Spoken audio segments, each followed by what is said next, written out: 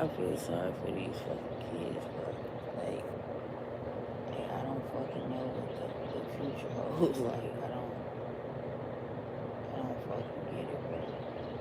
They already made PDL shit a mental illness instead of like, like, I don't know what the future holds.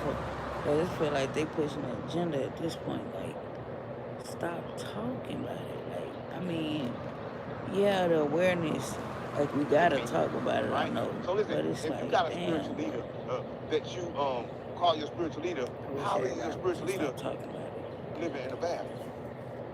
I think the message need to be put out there. Right?